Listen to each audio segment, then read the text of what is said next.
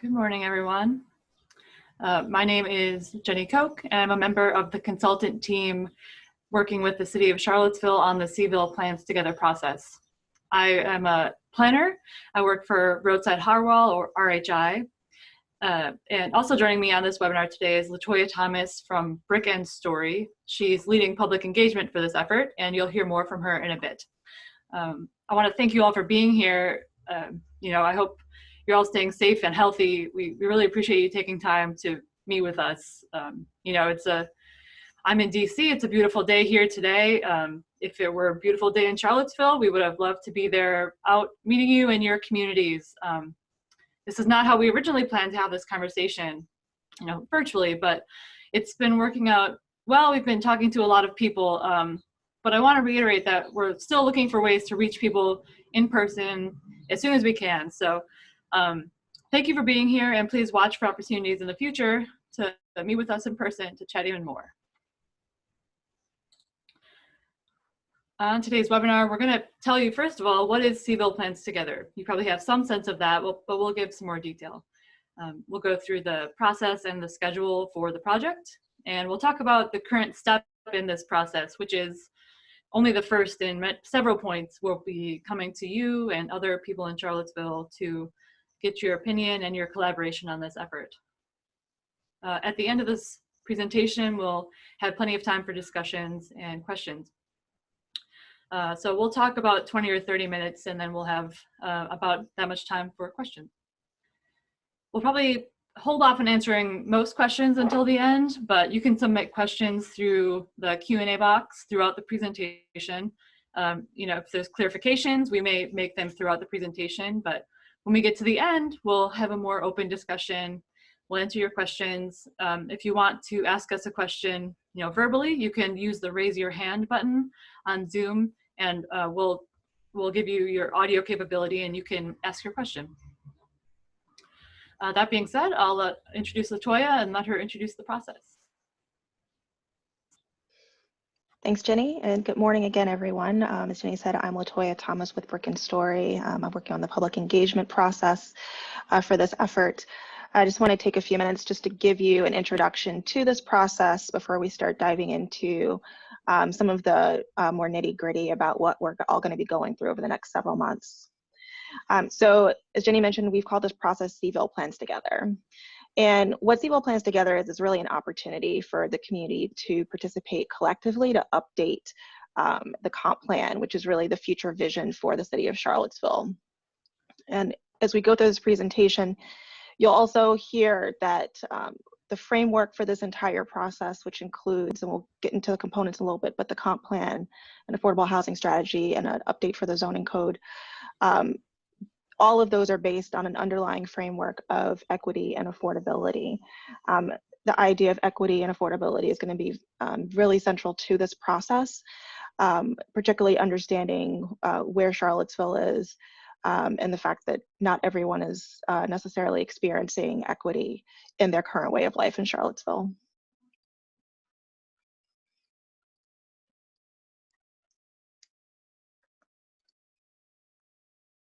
All right, Jenny, can you advance the next slide? Thank you.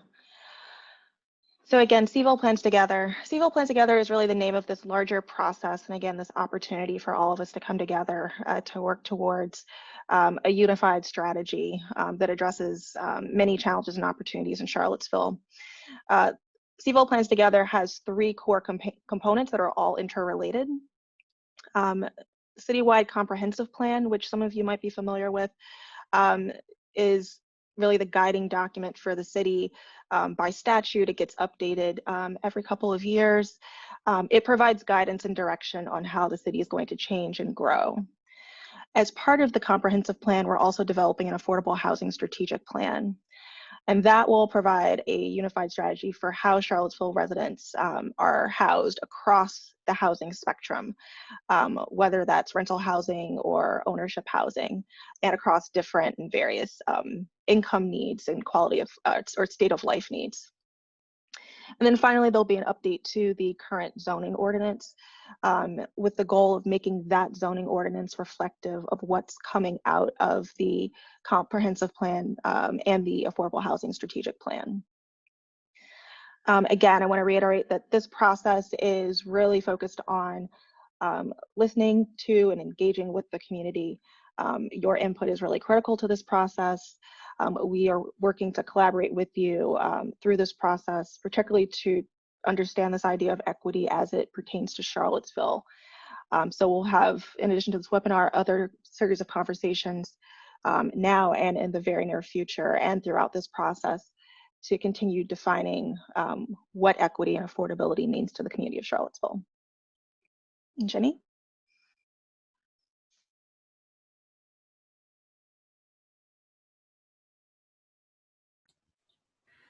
All right, thanks, Latoya. So this is the schedule for the process for Cville Plans Together. It's currently planned to extend to the end of 2021, next year. Green shows the housing strategy, the development of that.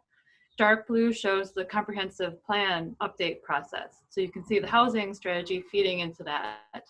They're part of the same thing, but we're calling it out because it's so important for this process.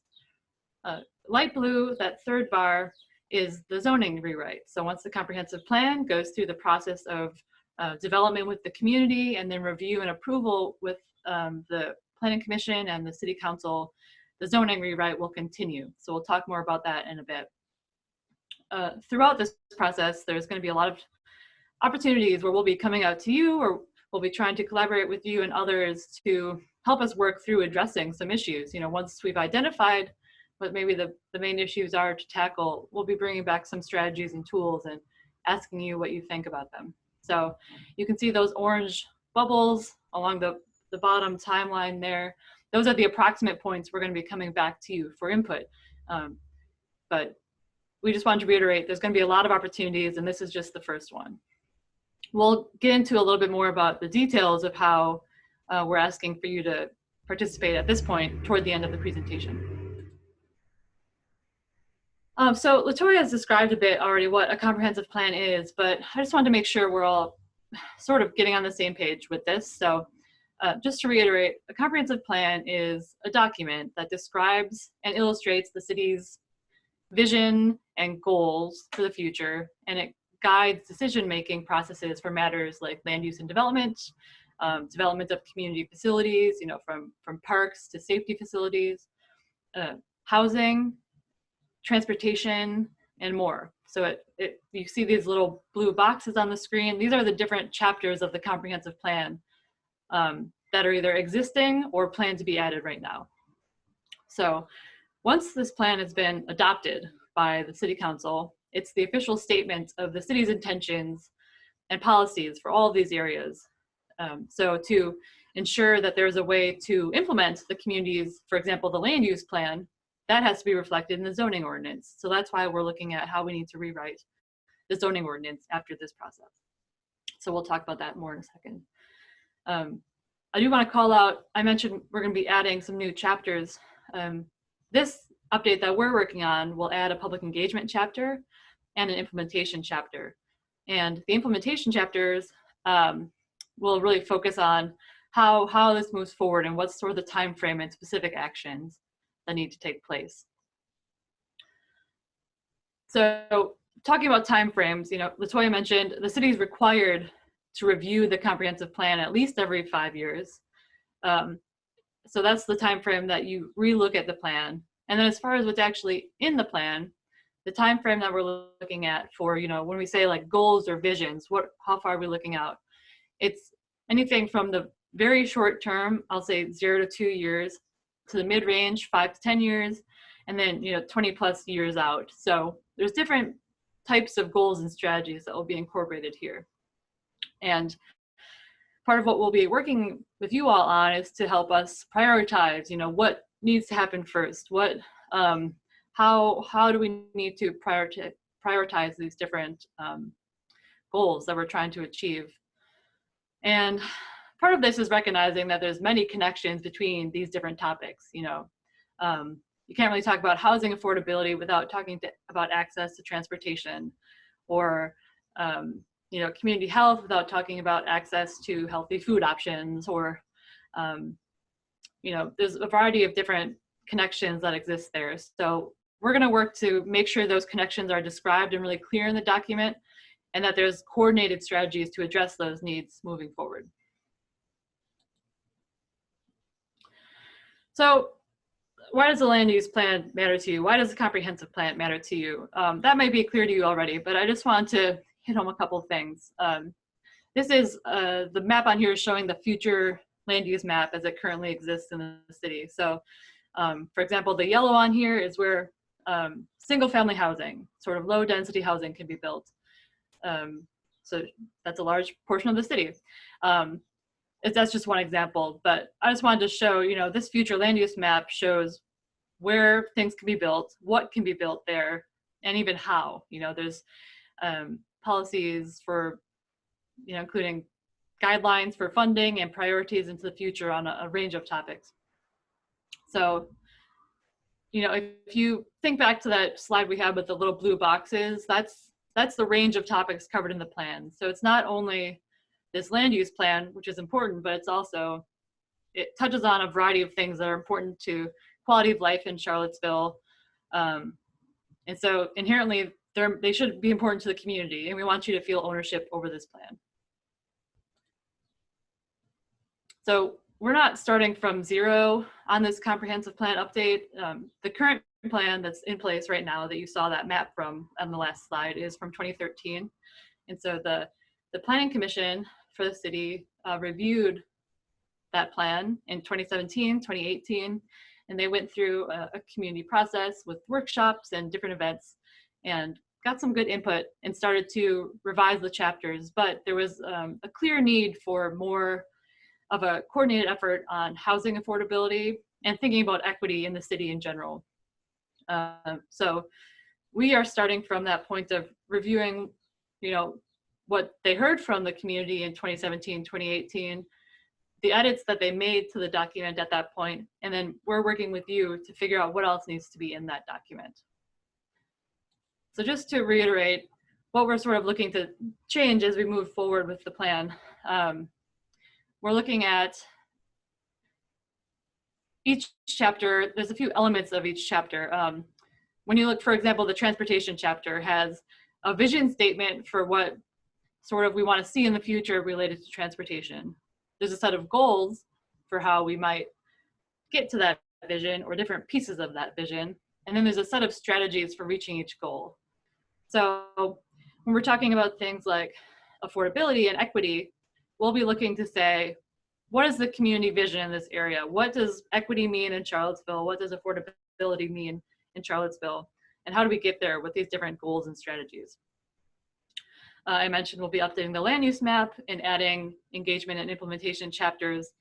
And we're open to the possibility of, there being other chapters that are added to the plan or other topic areas. So that's something we'll be taking into account as we're hearing from you all and as we're sort of looking at the data and seeing where are there real issues to address.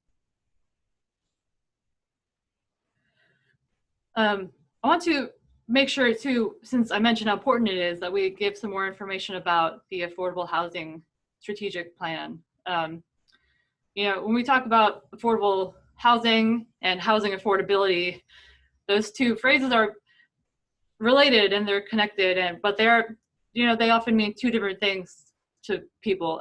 So we have this little graphic here to show you the sort of range of different issues that we're thinking about when it comes to affordability and affordability of living in the city. So we are right now, part of what we're doing is working with the community to figure out which are the biggest issues right now, which should we be prioritizing up front, and what needs to be addressed first to really improve housing affordability and reduce inequity in the city.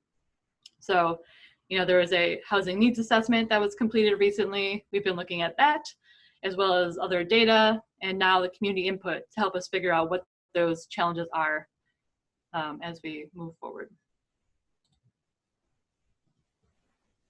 So the Affordable Housing Strategic Plan is part of the comprehensive plan. Just wanted to reiterate that. It might be sort of a standalone effort you're hearing a lot about, but it's going to be incorporated into that document so that it, partially so that it's clear that that's part of the city's long-term vision and that it's, there are guidelines for moving forward.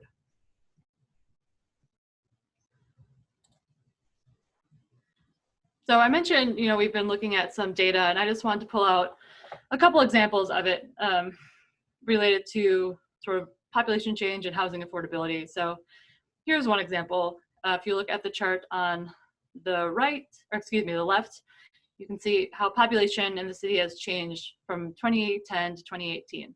So there's an increase of about 5,000 people. If you look on the right, you'll see some data showing that Charlottesville lost about 1,500 low-income residents between that same time period, 2010 and 2018. So this is one of the types of things we're looking at, is saying, how have incomes changed in the city? What might that mean for people as far as, can they still afford to live here? What might people need to stay in the city if they want to? As another example of how we're thinking about affordability in the city, we're showing here sort of what the median renter household can afford to pay and what the actual rent is in the city for the median household. So the top line here shows the median cost of a rental unit per month, and the middle line shows what the median renter household can afford to pay. And so, as you can see, even though they've both been increasing, median renter household income has been increasing, it still has not reached the level of the median household rent. So there's a disconnect there. Incomes are rising faster than rents, but you still can't afford to pay the rent. So that's the type of issue, again, that we're thinking about. How might we bridge that gap? The last piece of this process, but really important, I mentioned it already, is that we'll be looking at rewriting the zoning ordinance. So the zoning ordinance is the set of regulations that shape the built environment, dictates where things can be built, what they look like, what types of uses can take place on each parcel of land. And so zoning divides the city into different zones with different uses. The picture you see here is just one example, of sort of very conceptual schematic of what that might look like. But this is the city's current zoning map for Charlottesville. So this is what it actually looks like. And there are a few reasons it's important to rethink the zoning map. First of all, we know, even though we have a current comprehensive plan from 2013, we know that the zoning does not really reflect what is in that comprehensive plan. There were some, it was stalled when it was tried to be updated, when the zoning was being updated. So that's one thing we know we need to address, is looking at how do we need to get this zoning up to date. We know there's also a need to clarify different processes and requirements for development. We want to make sure it's streamlined so that people know what expectations are, what needs to come out of each development. And it's also really important to note that we know that land use and planning and zoning have historically been used to create and maintain racial segregation in many places, including in Charlottesville. And we're certainly not the first to point this out in the city. There's evidence as far back as the early 1900s that decisions were made to purposely segregate people in certain parts of the city. Maybe where there was more impacts of industrial uses or whatnot. So this has led to some lingering impacts that cannot be ignored in this process. And that's something we'll be talking about more as we move forward. Just to show an example of how much zoning and affordability, housing affordability, are related, we want to show one example of sort of what it means, what zoning really means on the ground. Land is finite within the city's borders. That's obviously something we all understand. So when you look at the types of land right now on which you can build residential uses, housing, only 30% of that land that's available for residential uses can be used for higher density development.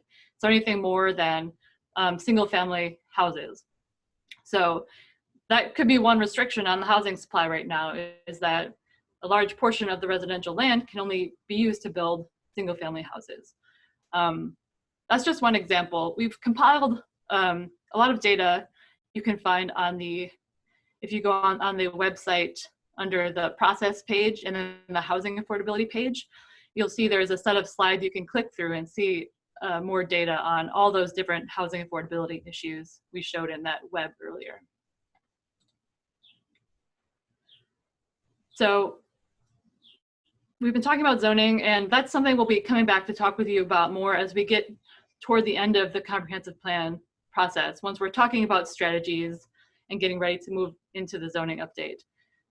Right now, we're anticipating that'll happen by late this year, and there'll be opportunities to review materials as we get to that point, and then as we go through zoning as well.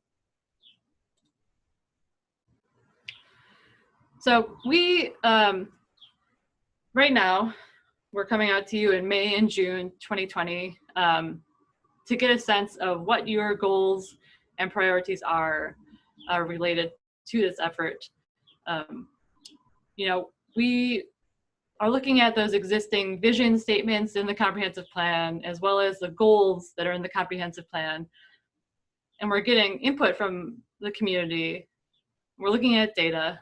And then once we've gotten through this process, we're going to say, okay, what is currently in the plan? What have we heard from people that they want to see? What does the data say about the needs that exist? And how does that need to be reflected in the plan?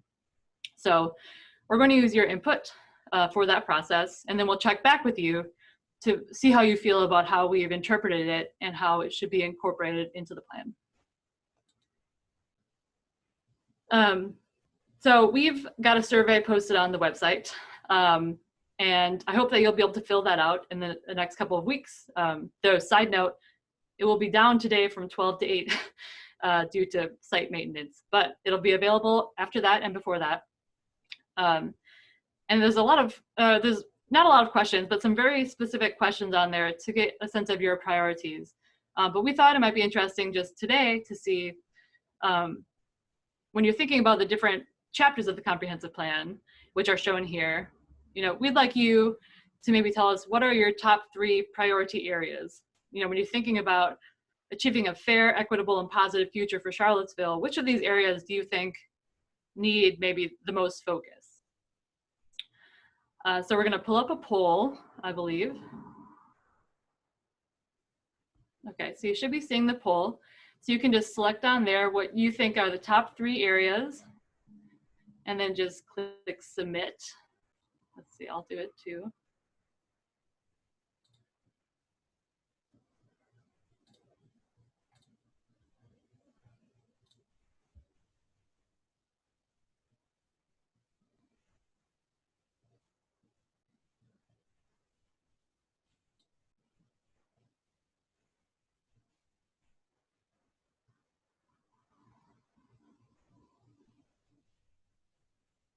That's why I'll let you make the call on when you think we have enough to.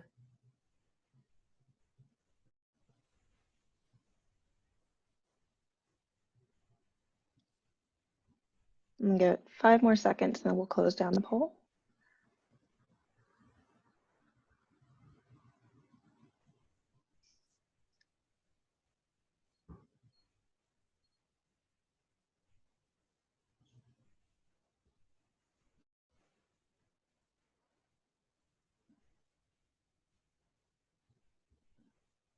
All right, so here's the results. You can see the top 1 is housing. That's the same as our webinar on Wednesday, not a surprise, I think. Environmental sustainability, transportation, land use, economic sustainability. So you can see there's interest in all of these, but there are some focus areas, and those are what we're really trying to pull out in this process. So like I said, we've got a survey online that'll help us get some more details about your priorities. So thank you for this.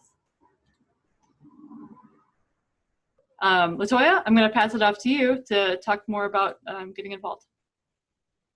Thanks. All right, so who is involved in this process? Everyone in Charlottesville, as far as we're concerned. This is a massive effort to really hear from as many people and as many different voices in Charlottesville.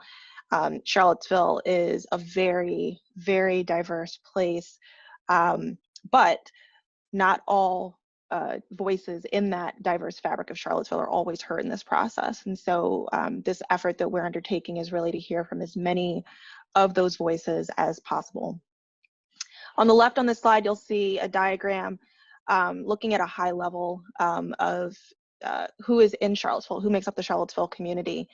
I'll highlight a couple of these.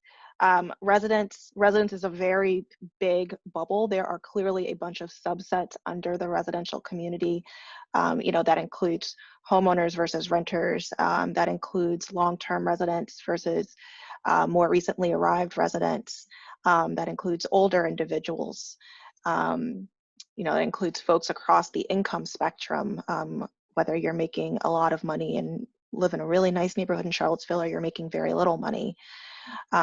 Or you might even be a member of the refugee community that's recently arrived to Charlottesville and is adapting to new life. So we understand that there are many different subsets of the residential community in Charlottesville, and we're trying to tap into those networks as much as possible to get their feedback in this process. The other one that I want to highlight, actually other two that I want to highlight on here, the UVA community. We've heard in many conversations that UVA is often the 500-pound gorilla in Charlottesville, and oftentimes they're not necessarily in the conversations around what's happening in the city of Charlottesville. So having them at the table is also very critical in this process.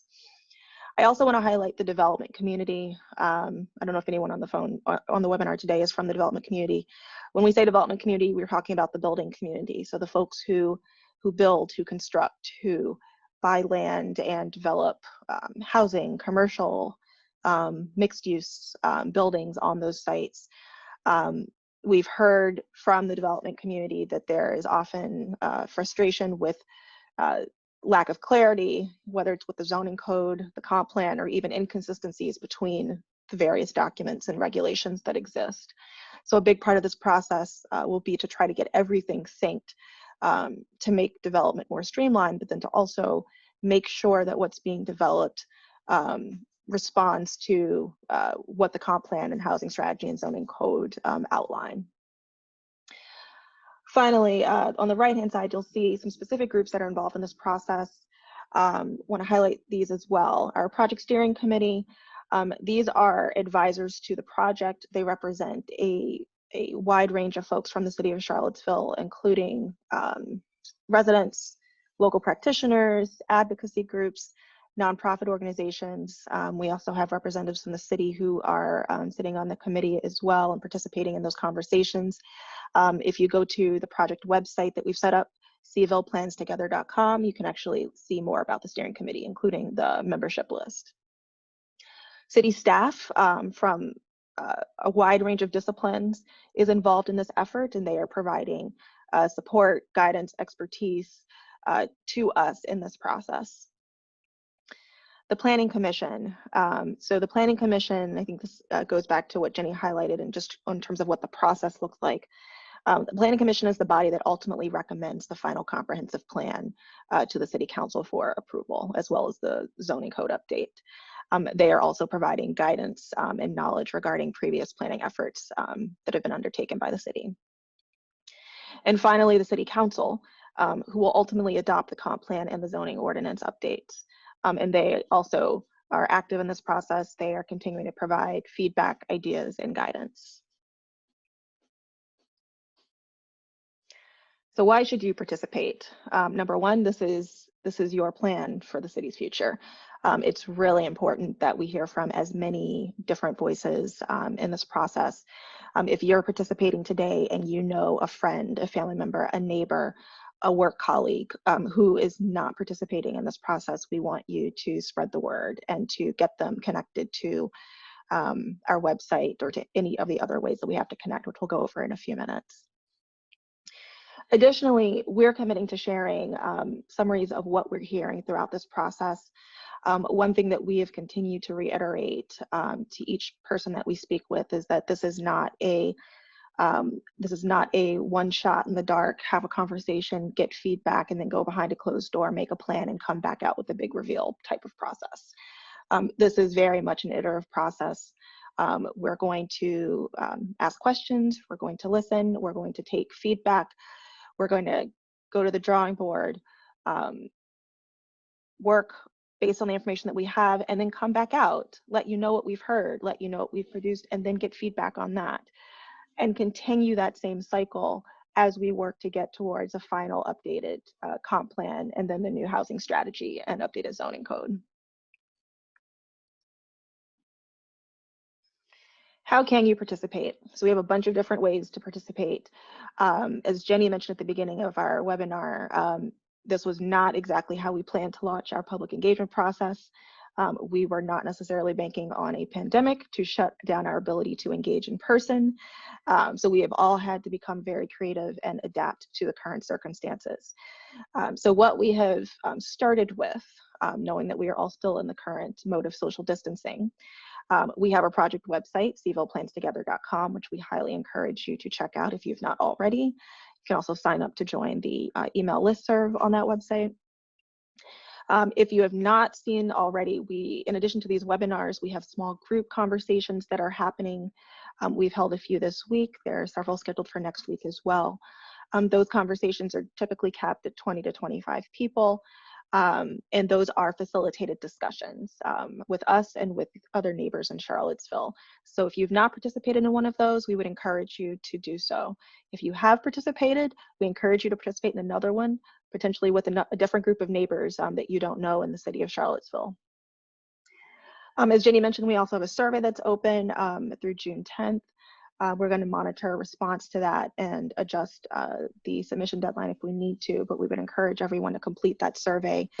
I also want to emphasize with the survey, there is demographic information in that survey. It is optional, but we really want to make sure that you complete that. So we are highly encouraging everyone to complete that information because it helps us to understand who we are and are not hearing from in this process. And there's also a comment section on the website where you can submit questions, feedback, ideas. It will come to us and we will be able to collect information that way. There's also a toll-free number. I'm going to shift to the next slide where that number is listed. Hold on one second. There we go. We have a toll-free number. This is also important because we know not everyone is connected to technology. So for folks who may not have computer access, we still want to hear from folks. We have a toll-free number. It's listed here on the page, but I will read it out as well, 1-833-752-6428. We want folks to call into that number to feel free to leave comments.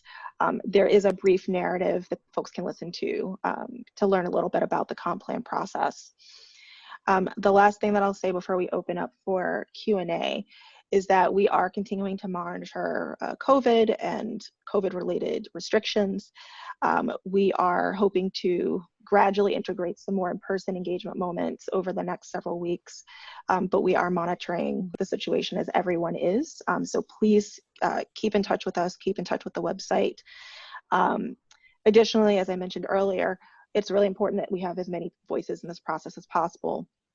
We know that there are segments of the population that are not connected to technology. We are working very aggressively to try to reach out to those folks using alternative means, including radio station advertising, hard copy mailers. If you have ideas, if you've got solutions that we can partner with you on to get the word out, feel free to reach out to us. So with that, we will open it up for Q&A, and I know we have a couple of questions in the Q&A box. I'm going to turn to those to start us off. The first question from Jane: how many people have attended these 2 Zoom presentations, and how many are not already formally involved as representatives of community segments? So Jane, the webinars that we've had to date, including today, we've had about 55 to 60 people participate. That's just in the webinars. We've also had 2 to 3 small group conversations. Each of those has averaged somewhere around 4 to 7 participants each conversation. We would need to review the list to get an exact number for you, but percentage-wise, I think it's safe to say probably about 60 to 70% of the folks who've been participating in these conversations or webinars to date are not formally involved as a representative in any of the community segments. Let's see, I can hop in here and do the next couple if you want. Sure. Let's see, I see there's a couple of questions from Beth Meyer. One question says, what are the biases and limitations of the comp plan's current chapter topics and organization? It appears to be an ad hoc collection of topics timely to the community or those with a voice here at one point in time. For example, I'm surprised that one key aspect of sustainability is not in the chapter headings, social sustainability. How do other communities name and organize their comp plan chapters? So yeah, I think that's a good point. Let me see here if I can. Well, if you can think back to that collection of the blue boxes is what Beth is referring to. And, you know, it varies by community. For example, DC's recent comp plan, they looked at some different naming conventions that sort of looked at cross-cutting issues in different chapters, as opposed to having, you know, transportation, land use, etc. So it's unique based on communities how they decide to address those chapters. There are some requirements in you know, the code for what needs to be in the document, and so you know, if those items are addressed, there's not necessarily a requirement for how you have to name each chapter. So the way we've been displaying them is how they're currently in the plan. I think there is an opportunity to think about whether they should be reorganized or whether a specific topic needs to be pulled out. You know, you mentioned social sustainability, and I think that's a lot of what we're talking about when we talk about equity, especially on the non-supply side of housing, for example. If we're thinking about how can we better equip people, you know, to grow wealth or whatnot if they want to, you know, that could be part of that conversation. So there's room for changes there, I would say. Let's see, Beth also asked, what is the impact of Airbnb rentals on the quantity of affordable housing units? How can the comp plan prioritize housing for local residents, not the weekend or game day housing for outsiders, you know, for example, university alumni or parents? I don't have our housing experts on the call with us today. HRNA Advisors is working with our team. And I think they've been reviewing this concept of the Airbnb or other similar rentals. So I don't have information right now about the impact on that in Charlottesville, but we know that's something that is of interest to people in a lot of cities when we're talking about affordable housing. You know, what is the impact of these types of rentals? And one thing we've been hearing is questions of, you know, these are not being used right now for the most part, or largely, you know, people are not traveling as much. So what does that look like now? So it's something we've been thinking about. I don't necessarily have an answer for you on what is the impact of rentals here, but it's something we're thinking about, and we can try to provide a more concrete answer about that as we move forward. Let's see, John Delahanty asked, does this process include neighborhood associations? They're an excellent source of community feeling. Yes, we definitely want them to be involved. I sent an email out to all the sort of leaders of the organizations. I don't know if that was a up-to-date list or not, but I sent out based on the list we have. So we've been trying to get in touch, and we know we've been having these small group conversations with people. Some of them, beyond the ones we've opened up for anyone to sort of join, we've been trying to sort of reach out to some specific groups to make sure they know this is happening and they can help us share information about it. So that's one group we've been trying to reach out toward through. But if anyone on the webinar has better ideas for how to reach out to them directly, you know, I'm all ears. If there is sort of newsletters or other things that we should be aware of, please let us know. Let's see, Beth Meyer had a question about prior comp plan processes and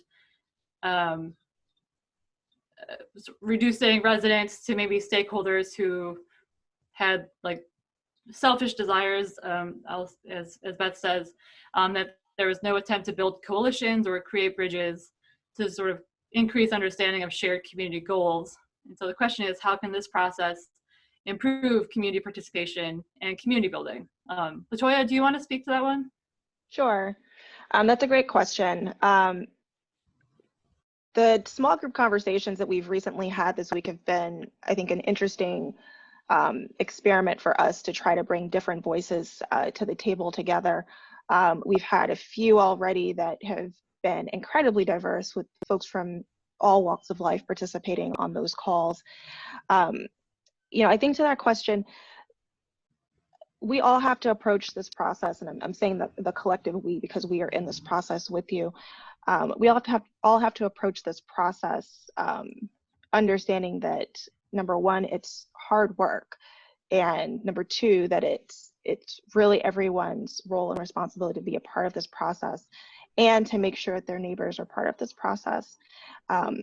There are obviously people in Charlottesville that have not traditionally participated in the public process.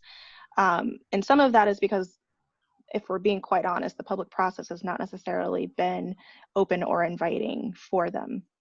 This process is trying to change that. It's really trying to shift that so that we can have an approach that is more focused on not just participation, but also community building, and ensuring that people from all walks of life are not just talking about their own particular interests, but are also able to hear what the challenges are of a neighbor who may not look like them and may live in a completely different part of Charlottesville from them.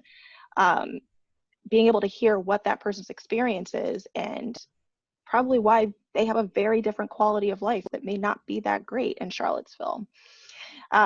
So this process is certainly more community building focused. As I mentioned earlier, we're also trying to aggressively reach out to as many folks who are not part of that process traditionally, to make sure their voices are heard. So this is part of why we encourage all of you to not just participate in some of the small group conversations that we've organized, but to also extend the invitation to other neighbors, to groups, to folks who may not directly be in your network, but you may have connections to through other folks, to ensure that we really are connecting as many people to this process as possible. Thanks, Latoya. Let's answer a couple. We're going to get to all these questions. I just want to skip around a bit and answer some other questions on this same topic while we're talking about it. Brian, you mentioned one question about, meetings like this are inherently going to exclude members of the community without access to online services. So when we're able to, will there be public meetings held in multiple places to reach out to community members who might have difficulty traveling? And you noted Southwood is chronically ignored for a lot of these reasons. Yes, that was absolutely our plan originally, going out, meeting people in your neighborhoods where you are, having food, bringing people out to talk with us in a comfortable setting. And that's something we definitely want to do when we can. That leads to better communication, better, more effective sort of relationship building. So we definitely hear you and agree on that. And Brian, I know you had another question too about whether the toll-free number is available in languages other than English for residents who don't speak English as their primary language. And yes, we did not have everything up yet translated. The website does have an automatic translator with Spanish and a couple other languages available, and we know there's limitations with those automatic translators. But we are working on getting the survey translated to Spanish, Spanish in particular. And I think having the phone number translated as well is a great idea. So that's something we'll look into.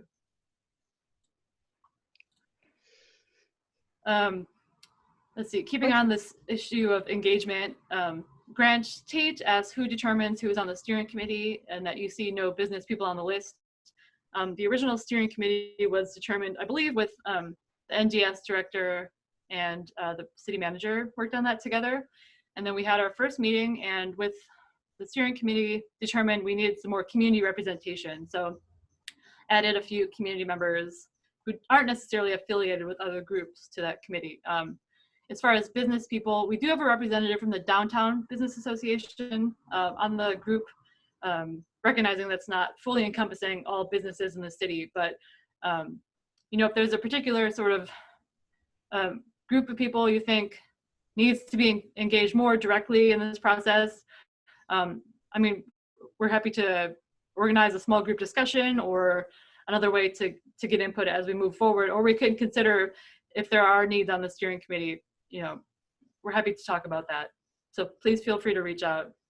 If you send an email, by the way, to this email, engage@cvilleplans.together.com, it goes directly to me. So I will share it with LaToya, with the rest of our team.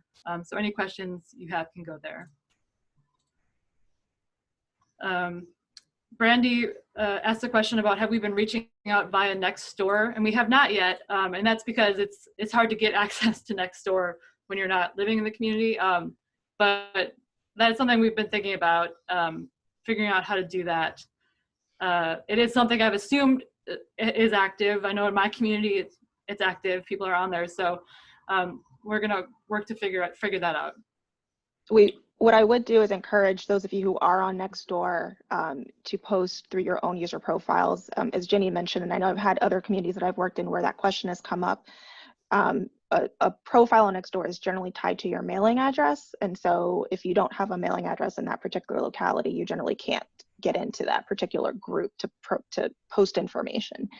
So I would encourage those of you who are on Nextdoor, you know, while we work in the background to see if there's a workaround solution for that. For those of you who are on the platform, to feel free to put a post out about the website, or that you've participated in this webinar today and that you encourage your neighbors to do the same. That would be extremely helpful to this process. Thank you. The last sort of engagement related question we have right now is from Quinton, and he asks, according to our early survey data, how many or what percentage of African-American males have we heard from? So we've got about 90 responses right now. The last time I took a look quickly at the demographics was at 60 responses. And I didn't look quite to the level of looking at gender, but I saw there was, you know, something like 25% African-American responses at that point of 60 responses. So that's the closest answer I can give you at this point based on when I last looked at the data. But that's something we are gathering demographic data so that we can share that when we are sharing the survey results, and we can look at connections between you know, certain demographic groups and how they responded on the survey. It'll help us better understand the data. So I'll be happy to share that once we've gotten further along with the survey. It just opened on last Wednesday, so we're still working on gathering responses. But we're happy to have 90 having just opened on Wednesday, so that was good news. Kathy Galvin, moving on from engagement for now, Kathy Galvin asked the question of what role will the work behind the 4 small area plans and the draft strategic investment area of form-based code play in this process? And we are looking at those plans and other work that's been done as we are looking at edits to the comprehensive plan, particularly because we don't want to reinvent the wheel on things that have been done, where there's already been community processes, you know, everything from the Star Hill planning effort, visioning effort, to the Cherry Avenue plan, and others that have been done. Anywhere there's been a community process happening, we want to make sure we see what came out of that and that we're incorporating that as we can into the comprehensive plan, as well as learning from those processes, you know, different types of engagement that were done or other things that came out of those. We don't want to keep asking people the same questions. We want to learn from those efforts where we can.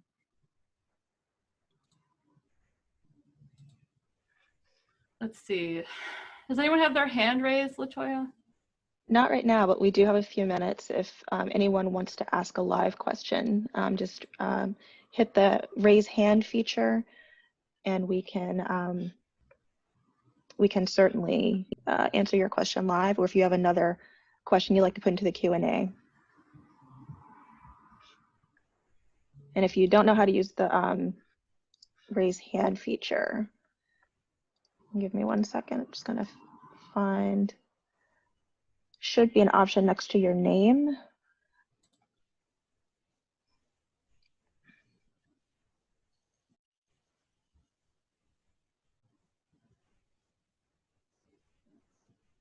All right. Well, if there are no remaining questions, we will finish. Sorry, hold on, we got one. Hold on, Kathy. Hold on 1 second. Go ahead, Kathy. Oh, we're going to get you off of mute. Okay, there you go. good. Okay, can you hear me? Yep, hi, We Kathy. gotcha. Well, great. I know I'm kind of getting ahead, but with regards to the implementation strategies, and I'm really glad there's going to be a strategy for that. Will those include some sort of performance measures that identify that we've achieved our equity goals, that we've achieved our sustainability goals? I just want a little bit more elaboration on that, if possible. Yeah, yes, thank you for asking that. I meant to mention that earlier. Yes, that is part of the plan. I talked about we want this to be a plan the community feels invested in, that they say, this is something we clearly helped create. I can see how I had influence here. And part of that is being able to say, how do we decide when these goals have been achieved? So, Yes. Yes, that is something that we will be looking to include in the implementation plan for this effort. Thank you. Yep, thanks, Kathy. Let's see here. Valerie asked a question. There are many people who work in the community but do not live here. And how do you plan on engaging with those folks? Yeah, that's a good question. The survey, for example, is available to anyone. And we do ask a question at the end of, do you live in Charlottesville? If you do, what neighborhood? But it's open to anyone. And, I think it is important to think about people who work here but don't live here for many reasons. One thing that came up in a small group discussion yesterday, for example, was, UVA. A lot of people work at UVA, but they don't live in the city. They're commuting into the city. And, is that ideal for them? Would they like to live here? Can they afford to live here? How can we help them live here if they want to, for example, was one thing that someone brought up yesterday. So, we'd be happy to hear from anyone who is sort of what I'll call a stakeholder in Charlottesville, and that could be a resident or someone who works here or owns property in Charlottesville. We want to hear from anyone who could be potentially impacted by this plan. So I'm hoping they will participate in this process. And Jenny, I believe some of our steering committee members also have ties to not just the city, but also the county, correct? Yeah, we've got someone from Albemarle County government on the steering committee. I believe we have a couple of people who are business work in the city but live in Albemarle County. I believe we have some representatives such as those on our steering committee as well. So, the municipal line is a line on a map, right? The boundary between Charlottesville and the county, for example. So we recognize there's a lot of all these issues when we're talking about housing, we're talking about transportation. They're all connected. I mean, you can't talk about how that happens in Charlottesville without how it happens in the county. So it's a coordinated effort, and that needs to include people who don't live here but who come into the city. Brian asked, what is involving the UVA community in this process look like to us? Is it more student or faculty and staff, student or faculty and staff-based engagement? That's a good question. Both, ideally. I mean, I think the UVA community is, it's a huge component of housing, right? Especially in the city, and it's a huge employer, and it's important to look at how people who work there are impacted. The housing example was one, but how do they get to work? How else might this plan impact their day-to-day? It's important to know those answers, people who work there. As far as students, I think the issue of student housing is not necessarily one that students themselves influence as much as some other factors, but better understanding priorities of people who are in Charlottesville, whether they are students or otherwise, is important. So we've got a representative from UVA on the steering committee. She's the university architect. We've also been talking with, the university has these small groups they're trying to get moving, and one of them is to think about affordable housing. You might have heard the UVA president, the new president, has this goal for affordable housing and creating more units. And so they've been establishing these working groups, and they've been stalled a bit to get going because of COVID. They started up right before that, and then I believe they have not yet met. But our intention will be to, coordinate with that group as they move forward and think about, UVA's role in housing in particular.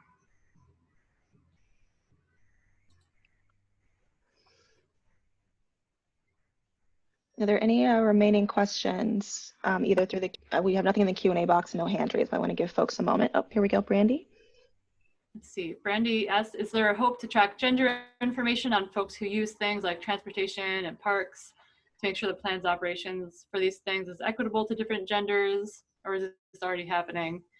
We're tracking that information for any surveys we do, or whenever we can track that with our interactions, and when we're hearing from people, we are.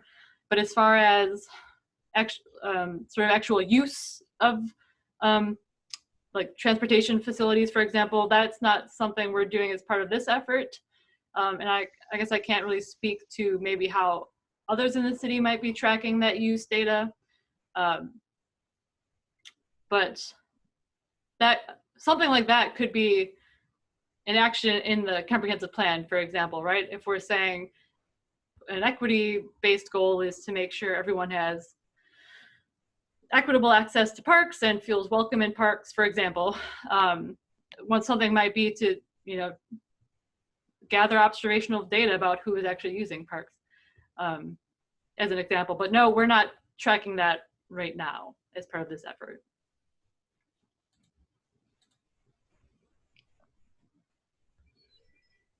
All right, any final questions?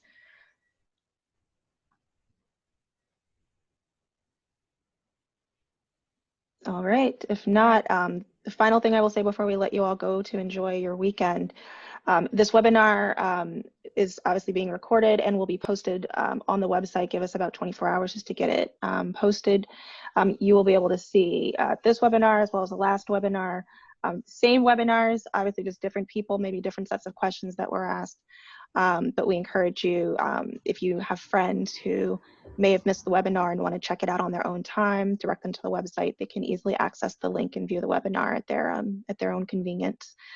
We also have another one scheduled, I believe, for Tuesday at 12 o'clock. If you know anyone who wants to join a live webinar, or if you joined late and missed some component, or if you were feeling really inspired and want to join us again. Yes, thank you to everyone for being here. Again, send us an email with any other comments. We're happy to chat more. Really appreciate you taking time to meet with us.